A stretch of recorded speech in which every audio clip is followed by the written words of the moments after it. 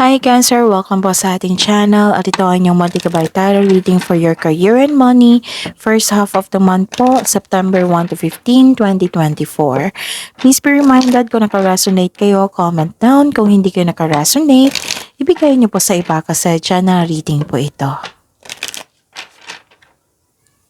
This is for you Cancer ngayong September 1 to 15, 2024 for your career and money.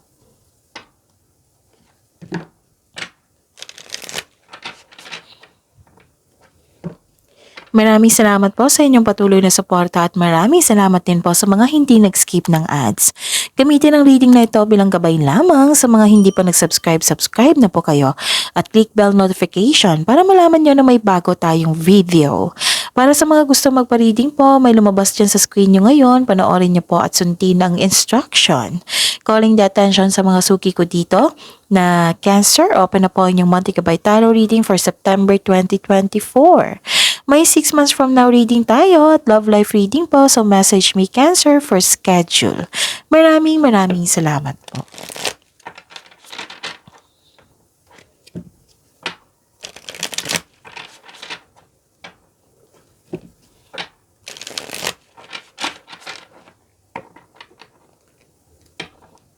Para po ito sa inyo Cancer, sa inyong career and money po, ngayong September 1 to 15, 2024. Spirits Guide, mga ganap po sa career and money ni Cancer ngayong September 1 to 15, 2024. I need 3 cards po.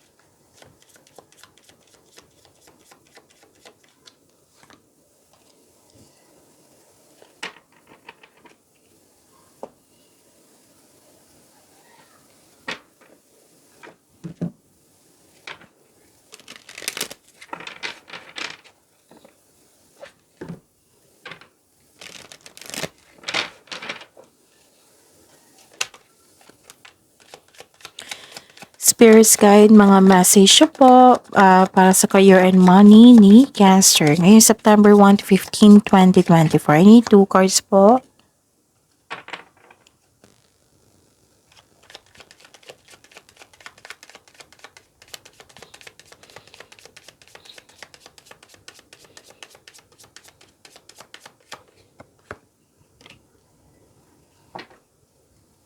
Okay. Cancer, ngayong September 1 to 15, 2024 for your career and money. Okay. Some of you natuwa dito kasi sinamahan ka ng yung favorite person na nagpatunay ito na may loyal, nagbigay ito ng support sa iyo, na naging loyal to sa iyo. And some of you natuwa dito kasi may kasamahan ka, may bagong kasamahan. Oo. Nakikita ko rin dito na parang, nakikita ko dito na hired kayo as katiwala or may bago kayong gamit dyan na magagamit mo sa inyong career. Parang pinapamper mo yung sarili niyo dito at may kausap ka na favorite person mo na na-inspire ka, na-motivate ka, ganon. And naka-receive din kayo ng good news po, Cancer. Wow. Nakita ko dito, good news na sinabi mo sa grupo ng tao at na-shock sila, ganun. Tapos, pwede din transition ito paglilipat sa malayong lugar or paglilipat lang ng posisyon dyan sa office table nyo, ganun. Pwede din ganyan. Or, yung matagal nyo ng desisyon, matagal nyo ng plano, may go signal na ngayon na binigyan mo na ng action ngayon, ganun. Tapos, change for the better, nakatadhana to sa inyo na kailangan na magkaroon ng pagbabago. Ganon. This is changes na nakakabuti sa iyo. Okay? And may malaking influence ang babae. Okay?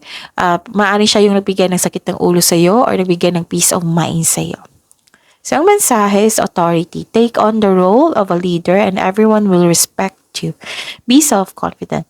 So, be confident kasi may bibigay sa'yo na opportunity. It might be a leadership role or nasa leadership role ka na. Okay?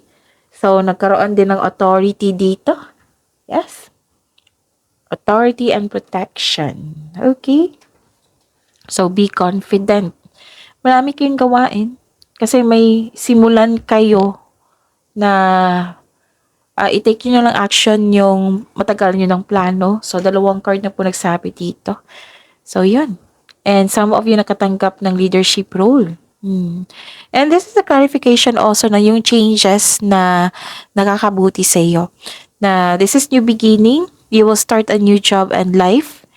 Clean sweep over. Hit the reset button. Di ba may nasabi ako dito parang na-hired kayo as katiwala or na may nag-offer sa inyo na leadership role, na may go signal dito sa matagal nyo ng plano na gawin nyo na ngayon. Okay, so this is new beginning. This is the clarification of your cards here. Spirits guide na naman po ang energy ni Cancer sa career and money nila ngayong September 1 to 15, 2024.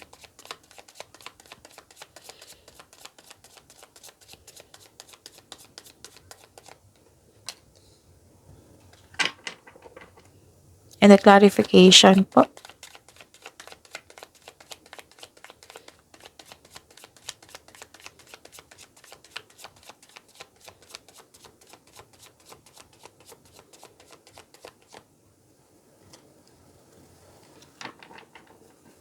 This is daily reminder para hindi kayo maguluhan or malito. Panoorin niyo po yung last 4 days Kabay Tarot reading niyo po. Like for example, napanood niyo ito ngayong August 31, 2024. Panoorin niyo po yung August 30, 29, 28, and 27.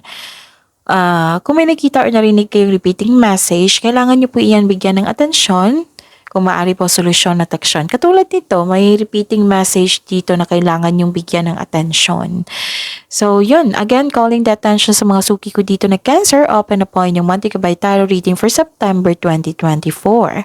May 6 months from now reading tayo at love life reading po. So, message me Cancer for schedule. Maraming salamat po. Okay. What is your energy? May hindi nagkasundo dito. Okay. Pwede na may end of contract na ganap. Yes. Huwag po daw kayo malito sa paggawa ng desisyon. Kasi kung nagkaroon ng pagkalito, meaning to say, wala ka pang nabuong konkretong plano. So, balikan nyo yung plano nyo. Kailangan siguraduhin na konkreto yan. Para hindi na kayo malito. So, that is the solution. Okay? Kung may failure connection kayo sa isang tao, huwag nyo hayaan na ma-distract kayo. Instead, i-pray nyo, tapos move forward. Hingi din kayo ng divine assistance. Kasi, marami kayong simulan dito na trabaho. Oo, sayang naman yung oras, yung panahon kung magpapadistract kayo sa taong ito. Dalawa lang yan honest conversation. Kung hindi pa makausap, then bigyan mo siya ng space. Kasi space is a sign of respect. Kung nag-alala ka, bothered ka, then isuko nyo siya kay God. State this person's name, then isuko mo siya, with clear intention. Tapos move forward kayo and ask for divine assistance. Okay? Para mabigyan na agad ng solusyon yan, para hindi na kayo mag-overthink. Cancer. Okay? And, okay. So, kung gusto mo din na ma-fix itong disbalance, yung pagkakaroon ng disconnection sa isang tao, or kasi tampuhan to or hindi nagkibuan na, nagkaroon ng argument or tutol siya sa inyong plano or decision, kasi may plano at decision ako nakikita dito. Maaari siya yung blockages na ang dahilan na hindi nahirapan ka sa pag-decide, di ba? So, yung sabi ko kanina dito na sinabi ng cards nyo na ano yung solusyon, kung ano yung mga solusyon. So, try it. Okay? And kung mahilig kayo sa journal or diary, masuri mo din doon kung ano yung punot dulo na nagkaroon kayo ng disharmony. Okay? So, make sure po daw sa lahat ng mga gagawin mo, ma-deliver mo siya sa tamang promises. Like, kung may deadline, then time management ay kailangan. Kasi nakita ko dito parang may offer commitment dito. Okay? Yun. Huwag kayong mapahinaan ng loob. Be confident. Kasi may bagong simula na binigay sa inyo dito na kailangan mong pagyamanin. Paano? Aksyon. Okay. Cancer. Ano pa? Nakikita ko dito na wow, this is very good. Tinutulungan mo yung sarili mo, Cancer. So, this is very good ha, Cancer, kasi, di ba sabi ko sa inyo, overthinking, na distract kayo sa pangyayari. So, at the end of the day, nakita ko dito na ayaw nyo na mag-overthink, kinakaya nyo yung sitwasyon. Kumbaga, nagkaroon ng resilience. Yung tinake mo ang lesson sa mga nangyari. Okay, tapos nag-move forward kayo. Yun yung, it might mean, sinuko nyo lahat kay God. Oo, kasi nag-decide ka dito na ayaw nyo talaga mag-overthink, kinakaya nyo yung sitwasyon, tinutulungan mo yung sarili mo. Okay? So, this is good. Daming trabaho dito eh. Kaya nga sabi ng card nyo po dito na, dalawang card na nagsabi na, one at a time, don't rush things. Diba sabi dito na, tapos, kailangan na wag mag-say yes ng yes na hindi naman kaya sa sitwasyon. Let's say ha na natanggap nyo na marami ng trabaho. So, ask for help. Or magkaroon ng time management. Okay? Yun.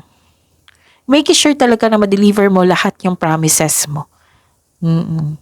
Na maaaring may deadline or expectation yung client nyo, customer nyo, yung boss nyo. So, don't rush things. Relax lang po. Okay? Napapressure kayo dito. Pinupush mo talaga yung cards mo dito. Pinupush mo yung energy mo dito na kailangan dapat ito, gani.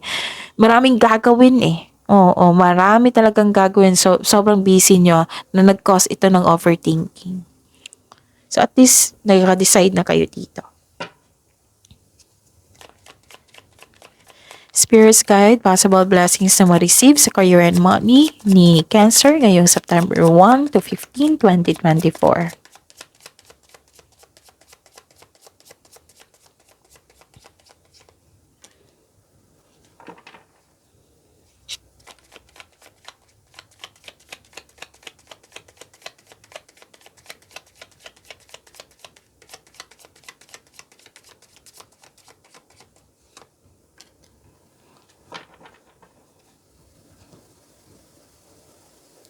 So, ano yung blessings na ma-receive nyo? Possible blessings. Okay, may job opportunity dito. Okay? Kaya nga sinabi ko sa inyo dito na may job opportunity na you are very excited, ganun. May job offer or opportunity na parating that will excite you and reignite your passion for what you do. Yun yung sabi ko kanina sa inyo dito, which is lumabas din dito. 3 card na po ang nagsabi dito na sobrang busy nyo. Kaya nga ang sabi ng card dito, prioritize mo yung task mo na may time management.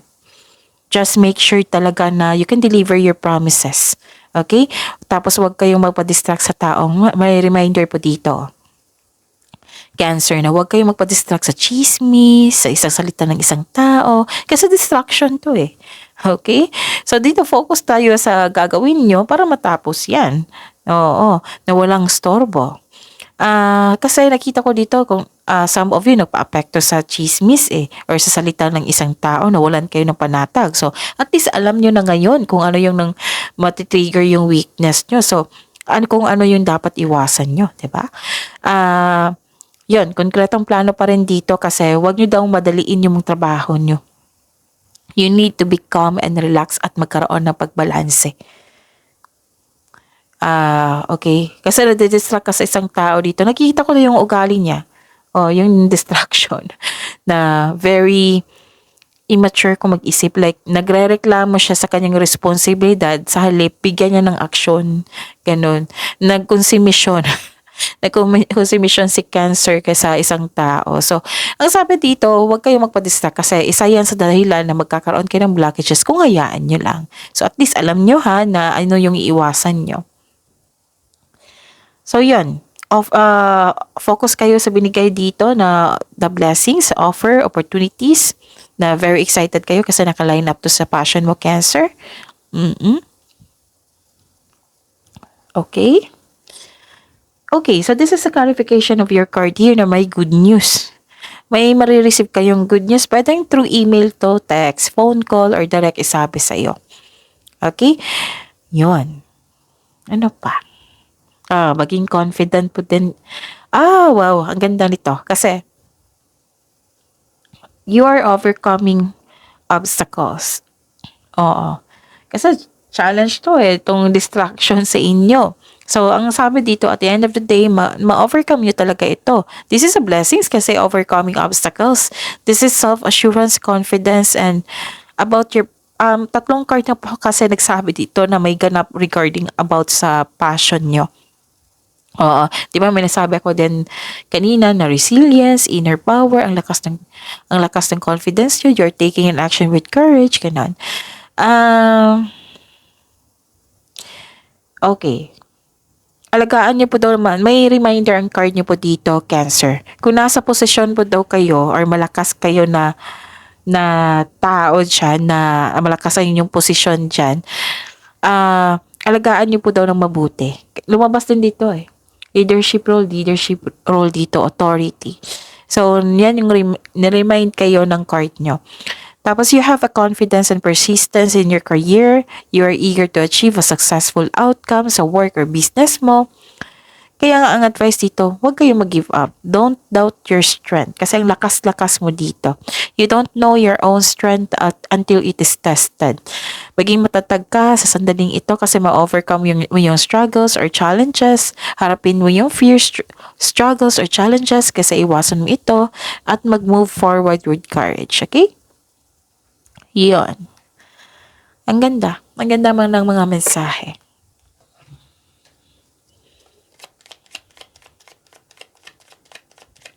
Spirit's Guide, challenges na ma-overcome ni Cancer ngayong September 1 to 15, 2024 sa career and money nila. Ma-overcome to, ha?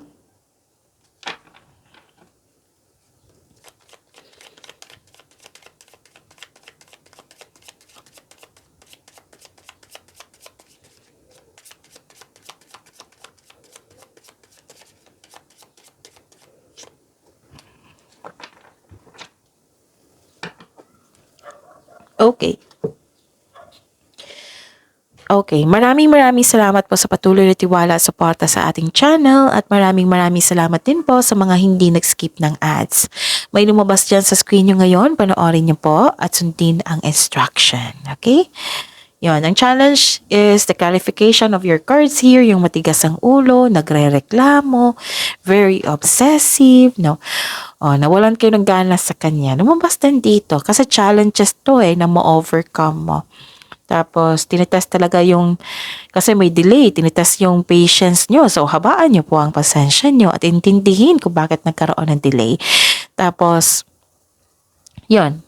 It might be hindi kayo nag-usap nito, no? Kasi may disharmony din dito. So, it might be kasi nagsabi dito na distract ka sa isang tao. So, yun, nagkaroon kayo ng disconnection dito. Pero ma-overcome nyo po ito. Maging maayos din ito. At least alam nyo na, maisip nyo ngayon kung ano yung dapat gawin. Kung magkakaroon ng ganyan. Tapos, okay, another card na nagsabi dito, disconnection pa rin sa isang tao. So, don't worry, ma-overcome nyo po yan. Okay. Kasi yung mga pangyayari na nagkaroon kayo ng disconnection, parati mo itong iniisip. Nag-cause ito ng distraction. Kaya nga may sabi ang card nyo dito, pagbalansa ay kailangan, huwag kayong magpapekto sa distraction kasi may dumating na opportunity na gustong-gusto nyo, doon kayo mag-focus. Instead, i-pray mo na lang yung taong nagdi-distract sa iyo. The advice is try to look at what you need now in the present. Huwag nyo nang hayaan nyo na yung past po, tapos kunin nyo lang yung learnings doon sa nakaraan. Pero don't worry, you are guided to find peace dito. You are divinely guided po. Actually, may magbibigay ng tulong sa inyo, which is lumabas din dito, na isang tao. Basta have patience po as the universe goes to work to bring your desires into reality. Habaan ng pasensya, seek balance and create a calm atmosphere. Okay? Kung may masungit dyan na tao, kung may sobrang sensitive na tao dyan, bigyan nyo ng pasensya at pag-intindi. Instead magalit sa kanya or mainis kaya or ma-disappoint ka sa kanya, ipag-pray mo siya. State this person's name. Then, iwan mo siya kay God. Ganon. Move forward kayo kasi may binigay kayo dito na kailangan nyo ng aksyon. Okay? So, that's it. See you tomorrow, Cancer. Please like, subscribe, and click the button for notification para updated po kayo sa daily tarot reading natin. Maraming salamat po.